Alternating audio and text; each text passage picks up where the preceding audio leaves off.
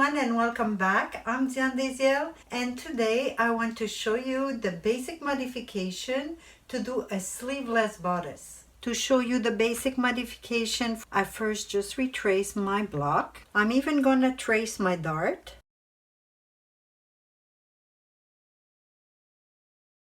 I'm going to do the modification on the front and you'll see I'm going to repeat the same thing on the back. Trace square from center front. I'm going to touch the underarm point, just trace a little bit.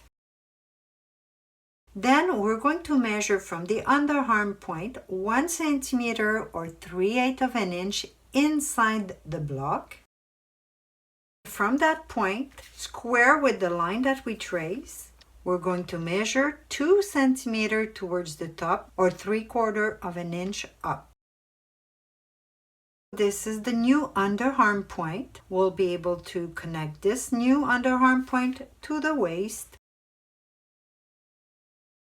Now the modification that we just did, 1 in and 2 up or 3/8 of an inch in and 3/4 up. This is the basic modification that will make the armhole a little smaller so we won't be able to see as much inside. Now we're going to fix the armhole. We want to keep pretty much the same shape. It's just going to be a little smaller. What I suggest is you use your pen and trace approximately what you want and then you could correct. Now you see that it's pretty much the same shape. We try to move it or change it less as possible. We're ready to do the same thing on the back. We start with the 90-degree line, 90 degrees from the center back, touching the underarm point. Then you measure 1 centimeter or 3/8 of an inch inside the bodice. Square with that new line. At the point that we found inside, you're going to go up 2 centimeters or 3/4 of an inch. From that point, you reach to the waist.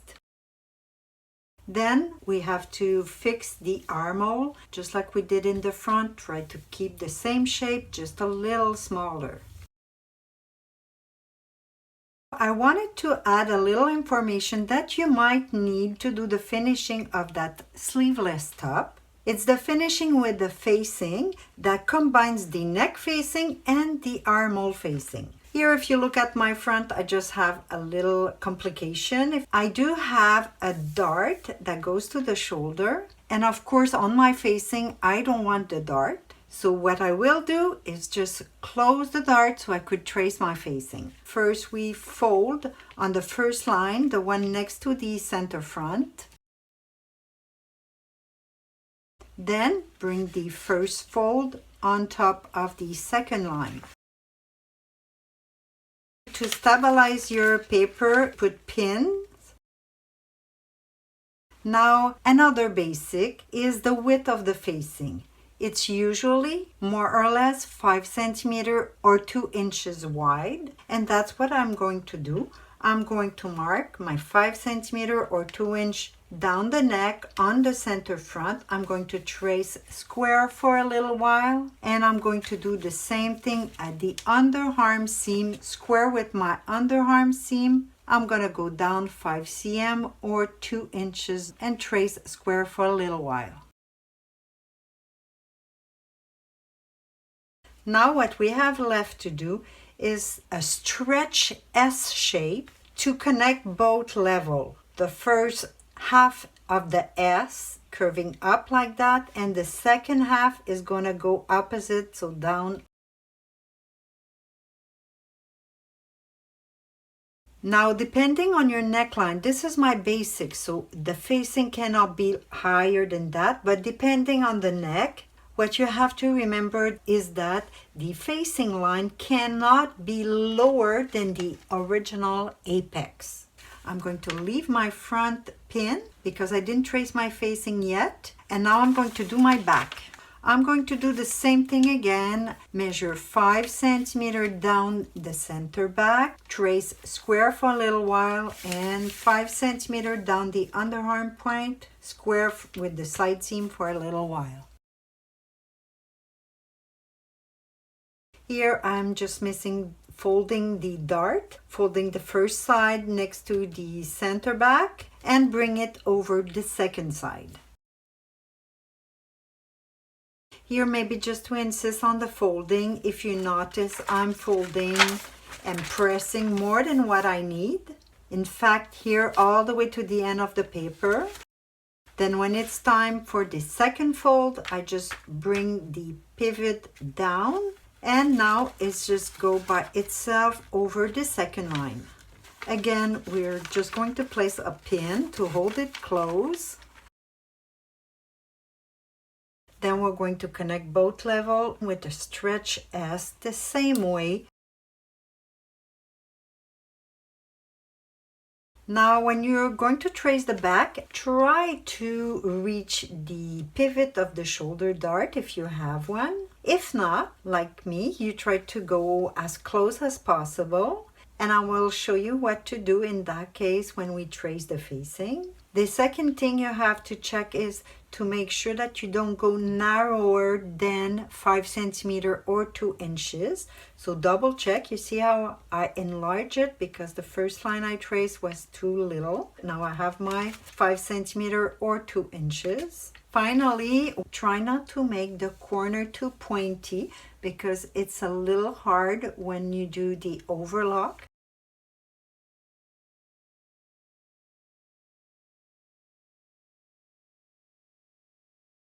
I decide to put my seam allowance all around my front. I put another paper under so I could do my pattern for the facing. I'm going to pin both layers together at least 2 different places. Then I'm going to cut all around my bodice.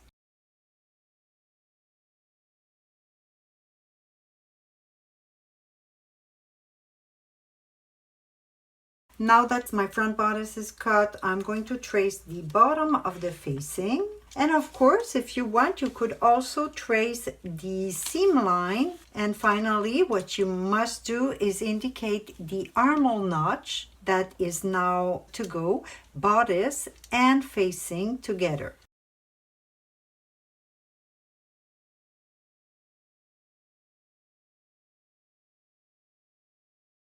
Before to separate my piece, I want you to notice that I didn't trace the seam line everywhere, but I did mark the intersection. This way, I never wonder if I have my seam allowance or not. And it's even an indication of how much seam allowance I have on this pattern. Last thing before separate my piece, I'm going to notch at the armhole together.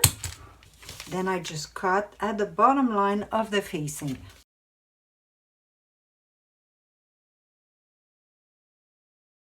These 2 pieces are going to be cut on the fold of the fabric. One time, what I would add is a notch at the neck, right at the center front on both pieces.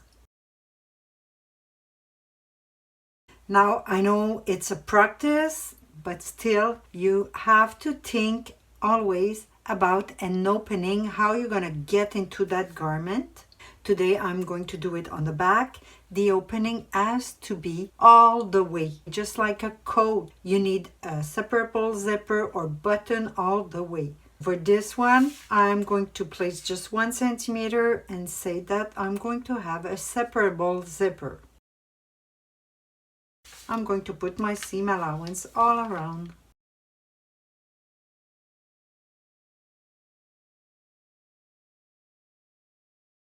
About that little distance here, I'm going to show you a little cheating that we do. Very tiny cheating. It won't affect your fit. For sure, you won't even notice. What I'm going to do is just move the pin towards the top of the dart.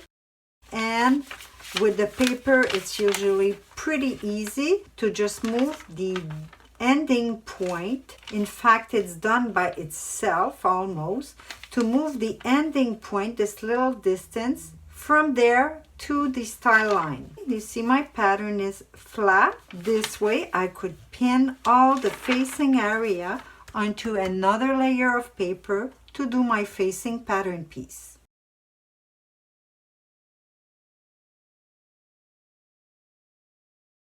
And now I'm just going to cut all around my block.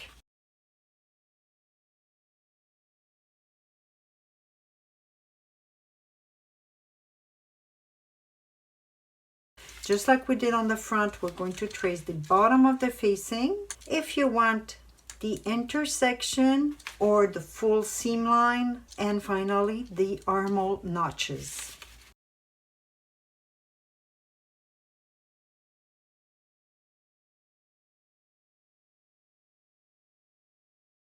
Notch your armhole.